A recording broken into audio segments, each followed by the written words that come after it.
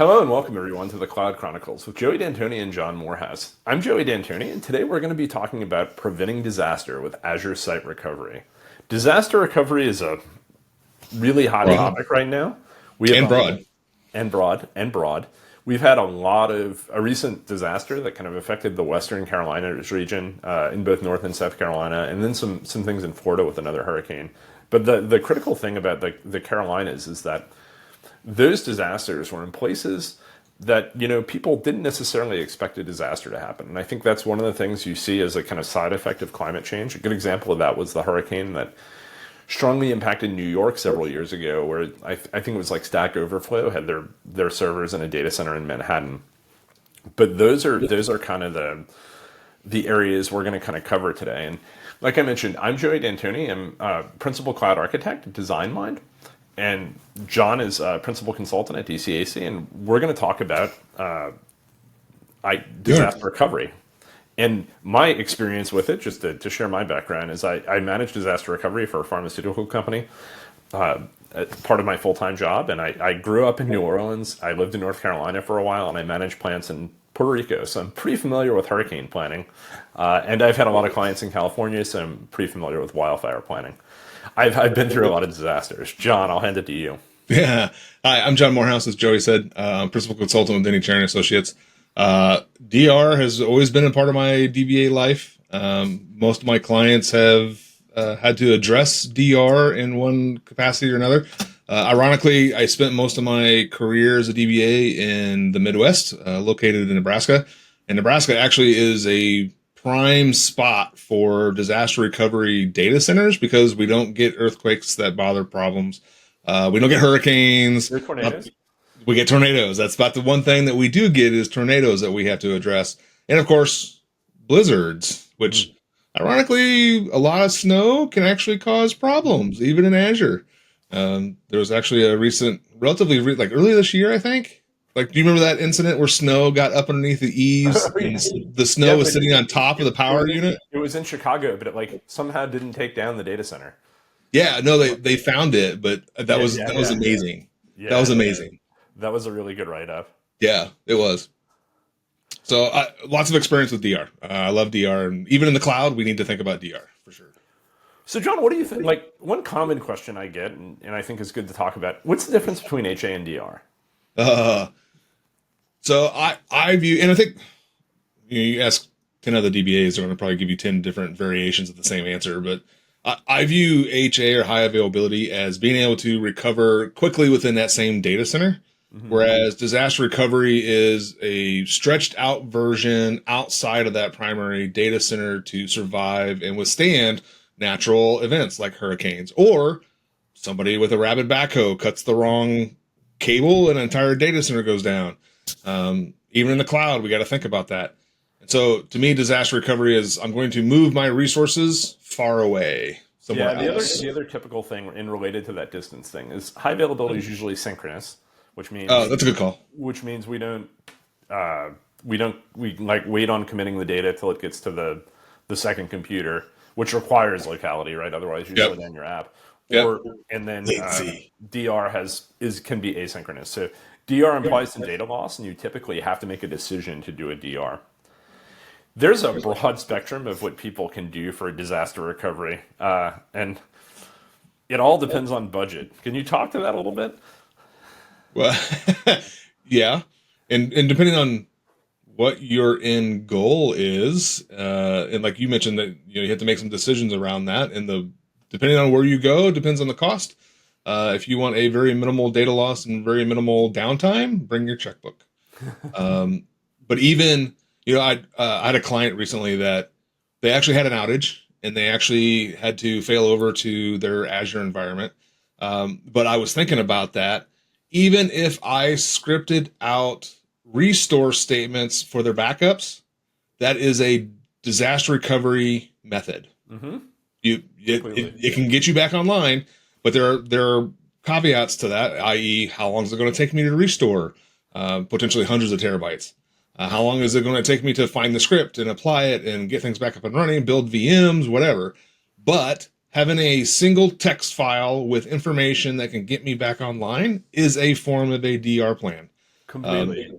And I May not be the think, best one, but yeah, I think, and we're going to talk about Azure Site Recovery today, yep. as we may have mentioned. I think Azure Site Recovery lands exactly in the middle of those two solutions. It's a relatively cost-effective plan. We always like to talk about cost on this show, and the costs are $25 per month per machine that you're protecting, plus your storage cost, and those storage costs are going to work out to be around, I think, $50 a terabyte. We'll talk a little bit more about the architecture of ASR as we go through this, but if you've ever worked with VMware and used Site Recovery Manager or any of those solutions that are kind of like that, where it's not just replicating it's not replicating like database transaction logs. It's just replicating all the block changes that happen on the disk. That's how Azure Site Recovery works. And I'm gonna share a slide that I have up with just the architecture of it as we kind of talk about it. I think the costs are very. They're not. ASR is not cost prohibitive per se. No, no, We're not talking unless you have a huge data estate. Then yeah, I mean, if you've got tens of thousands of you can VMs, protect things. So like sure. if you look at this, you can like, let me rephrase that. You can choose what you want to protect. So if you look at this, we have that public IP that's shown in this architecture diagram doesn't relate. It's not required. This could be all private. We just happen, Yep. if you notice, there's a web tier here, so that's why we would have that. And we're using Traffic Manager, and that's also has nothing to do directly with ASR. That's just there so we can fail over the IP. And we're going to do a whole series on networking later, and we'll talk about what all those things mean. But basically, all ASR is doing is taking the diffs from all these the web servers, the app servers, and the database servers, and it's sending all the deltas to a second region. So here, I don't know if we have a region, but we see we have a 99.95 SLA. We would just say region 1 is East US, and maybe region 2 is West US 2. And all that traffic goes over there. There's two things that ASR allows us to do. It allows us to recover that in a disaster, which is really good. It allows us to maintain all of our IP addressing.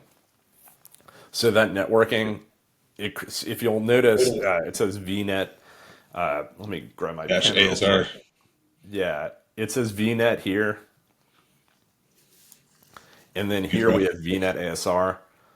That is the same networking space. So when you come up over there, everything is the same. You don't have to worry about breaking anything. You don't have to do DNS updates, which are a big concern.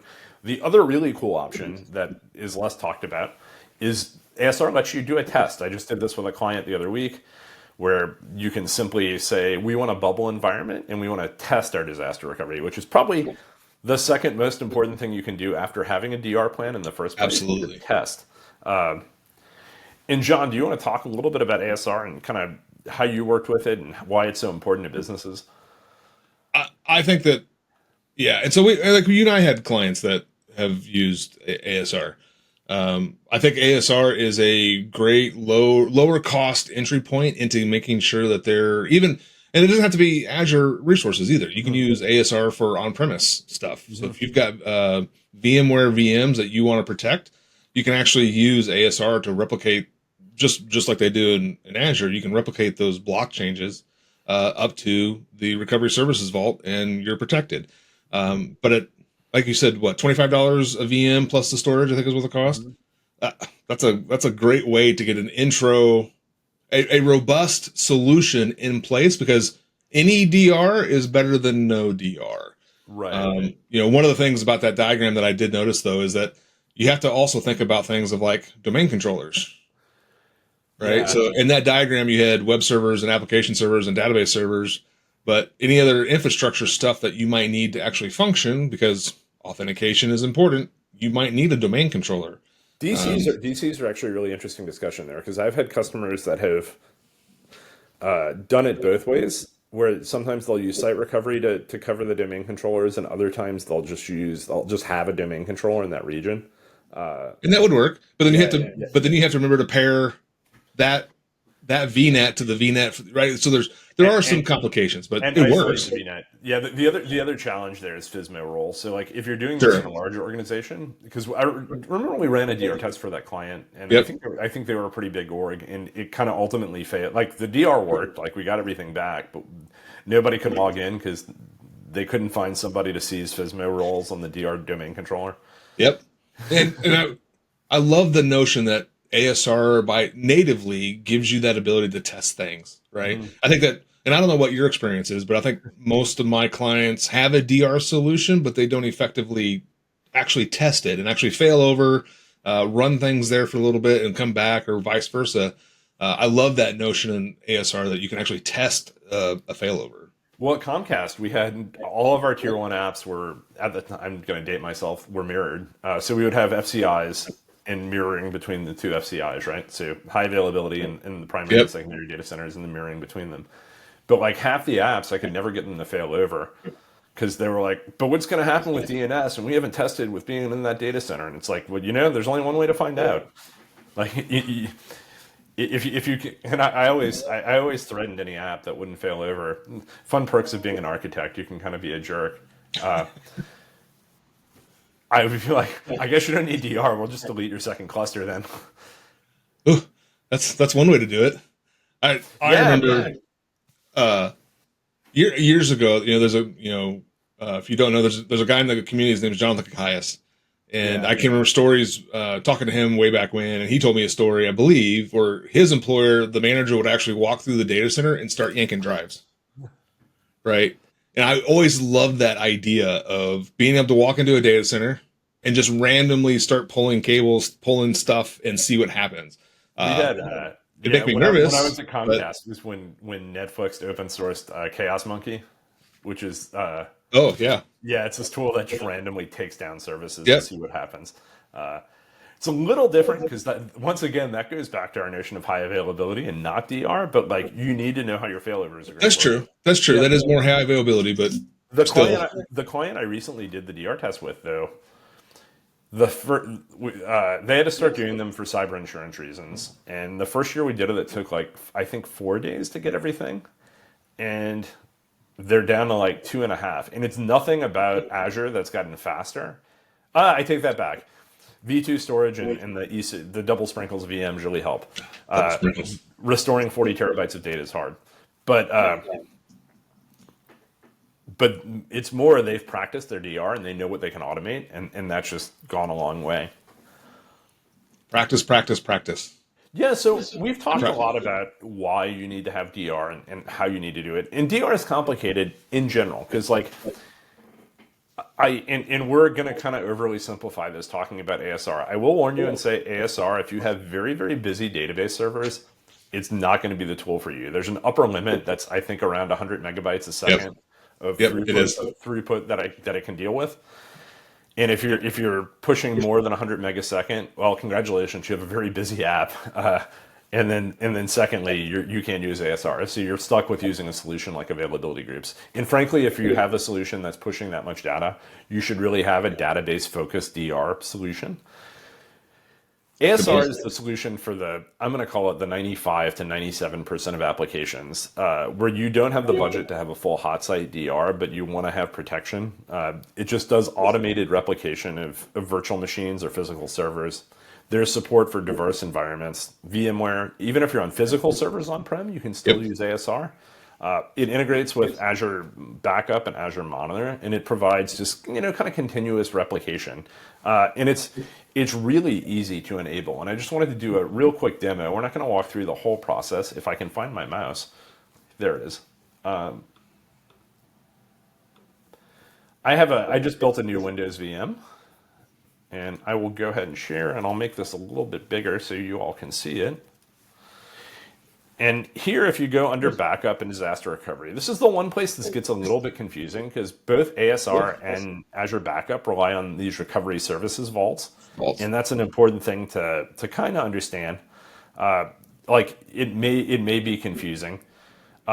You have the option to just do disaster recovery between availability zones. I don't particularly recommend doing that because if you're going to do this, you may as well protect yourself from natural disasters, and availability zones are typically within 10 miles of each other, so you're not going to be super okay. I think I built this VM in East US, but I can choose anywhere to DR it to. You don't want to go crazy because you don't want your latency to be super high. So let's go with West US. So it's going to ASR, and this is kind of an important thing to understand. It's going to create its own set of resources on the other side. So it's going to create this resource group. It's going to create a virtual network. If you're rich enough to have proximity placement groups where you get to you get to choose where you have VMs, and there you can see that high churn V setting. You can select all that here. You can reserve capacity, and this is something that's kind of interesting because one of the things about disaster recovery is if everybody's having a disaster and it's not just your disaster, it's Azure's disaster, everybody's going to want that capacity to fail over. This just means you're paying Microsoft, and your budget kind of goes out the window here, and you probably want to carefully look at if you have to do that. It is mission critical. Maybe just having a hot site might be a better idea, but that is something you can do. If you do have busy traffic, you can get a cache. And then after that, it's as simple as starting replication. It's really pretty basic. Like I can start this and my target resources are going to get created. You want to think about it more carefully, and I'm going to let John talk about how you kind of plan your ASR deployment. But Well, and I think that brings a good point of like, you mentioned 40 terabytes, right? So if you're trying to protect 40 terabytes, that might take a little bit of time to actually replicate to the target destination wherever you're going, right? So if the hurricane's coming and it's going to show up tomorrow, you probably should have planned that like a week minimal at least. that particular client actually doesn't replicate their databases. They just do the database backup, and they ASR the C drive of their SQL servers. Well, that's an interesting. So you could at least bring the VM up. Yeah, and the backups are in the right region. So then they just do restore. It's been faster than they're above that 100 megabytes per second limit. Yeah, and to that point, you actually have to enable that high churn. It's called the high churn rate, and so you actually have to enable that when you create when you stand up the Azure Site Recovery. What that does is it allocates a premium storage disk. I think it's a disk. I don't remember. Some premium storage that like acts as a cache effectively to buffer some of that IO. Yeah. So like, I mean, back to the planning, I think planning is with any disaster recovery scenario, I think planning is a key component, right? And with that, you have to think about how much data do I need to protect? Do I need to protect just the C drive, or am I actually protecting 40 terabytes worth of data? Mm-hmm. Maybe it's not a database, but maybe it's a file store of some sort, storing X-rays, for example. And to plan what kind of natural disasters or any disaster you might have. I mean, the Mother Nature, it's pretty easy. We can usually tell when tornadoes are going to be potentially present, or hurricanes or earthquakes. Well, I guess we don't know when earthquakes are going to strike, but planning that well in advance is going to be the big key. There are some things that we can do within reason, but planning is probably the big thing. Budget is going to be another one. We need to make sure that we have enough capacity and resources in the target destination to bring our stuff online. I seem to recall, I was talking to Anthony, and he had mentioned that they were looking at using ASR for something for a client, and they were going to go test it, and they didn't have capacity in their target region. And so, like you mentioned, we have to plan that. And if you have an Azure consultant or you want to hire one of us, talk to us. I'm not going to say this out loud on YouTube, but there are regions that are known to have better capacity than others, and there are regions that we kind of tell people to avoid. But that's just something to keep in mind. Yeah, I'm not going to say that out loud either. Yeah. One of the things that you see in marketing, and it's, in my opinion, it's a little bit questionable, but Microsoft kind of highlights that you can use ASR to protect from ransomware, and I question that argument a little bit, because like, yes, it is a good DR solution, but the implied solution, if you read their briefing doc on this, is that you fail over to the second region, you block everything out of that network, so you have like a lockdown network, and then you run Defender against your ransomware machines. And I, as a security professional, really don't like that idea. I don't like that either. Yeah. What would be cool, and it wouldn't still be an ideal solution, but it would be better than that, would be if there was a checkbox where you could have, I'm willing to lose 15 minutes or 60 minutes of data. And then like a delayed log shipping solution. Exactly. If you could do that would be a really nice ransomware solution. Alas, ASR does not have that yet. That would, I think that would be potentially difficult just to identify, because Well, it depends on the You'd have to have it as like a default setting. You just have to say turn this on, and it sure. would just it would just hold your logs basically. I mean, I'm That's an interesting notion. That'd be really cool if they did have it, though. yeah, I don't know how many people would adopt it, but like it's from a ransomware perspective, it's good. But segregate your network so that if when somebody in accounting gets phished, and I know we always pick on you people in accounting, sorry. But When we love someone you people in accounting. Yeah, we love you people in accounting, but when one of you gets phished, we don't want it to affect the database server. And if your That's true. network's properly configured, when Joe or Jane in accounting get phished, it'll affect a few laptops and won't be a big deal. All right, one of the other things I wanted to talk about, because there are a few services here that can really get conflated because of the way they get used. Backup is one, and also Azure Migrate's another one. So Azure Migrate, I think, originally was just Azure Site Recovery. I think they have more separated the services out in recent years. But what Azure Migrates does is allows you to plan a migration to the cloud. It's got some additional services, and that's where the components of site recovery come in. I think it helps automate the recovery. Can you want to highlight some more differences there? Yeah, like if you go into the SQL world, it gets even worse, right? Because you've got ASR, you've got Azure Backup, you've got Azure Backup for SQL, you've got various flavors of those solutions for SQL Server. But like Azure Backup more relies more on like disk snapshots. You can do crash recovery or application consistent snapshots of your data. And one of the commonalities though is that they all use those two do use an Azure Recovery Services Vault. So you do have to have a Recovery Services Vault stood up and created within that region to facilitate that. Yeah, I mean, Um, I think it's like basically it's probably the same underlying technology. It's just one as of those ASR. yeah, ASR and Yeah. Migrate. Yeah, it's just Oh one of yeah, yeah. those. ASR and Migrate are probably very similar. Yes. Yeah, it's just one of those marketing differentiations. And like if you're on VMware or if on prem or you're on physical hardware, I do believe there's an agent that you have to install either for Yes. Migrate or for a physical machine. I think the only difference there is you can in VMware you can like install the agent in VMware and it'll handle the traffic for all the VMs. You don't have to install it on every VM. Whereas on physical gear, you can install it like you have to install it on each physical Yeah, and machine. I think it'll just with VMware specifically, it'll just replicate the VHD. Uh, Right. Not uh, VHD, VMDK. oh, VMDK. Sorry, said that wrong. It's Friday. It's late. Dear single Hyper-V user that's watching this video, we were thinking about Uh, you. yeah.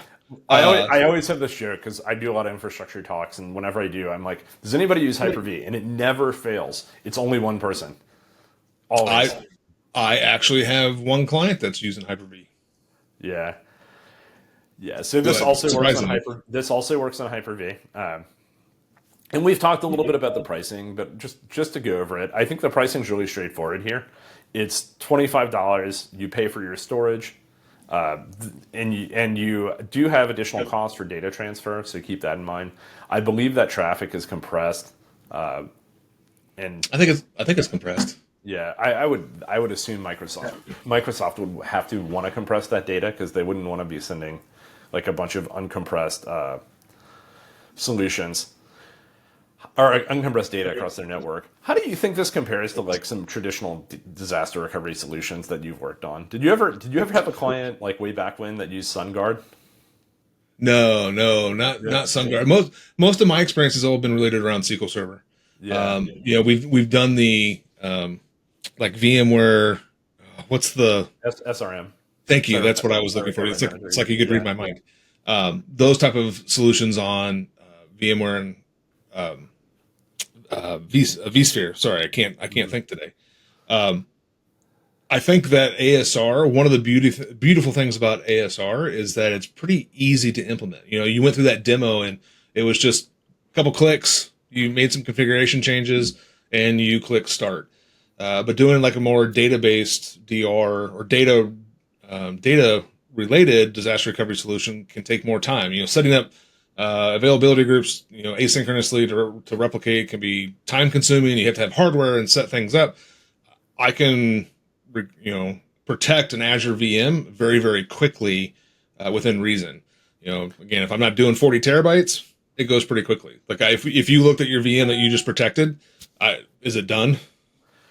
Yeah. So SunGuard wasn't actually a hardware or software thing. SunGuard was like a service where you could like, and I think Oh, we use they're still in business. You basically rented. It was kind of like a colo that you like Iron Mountain.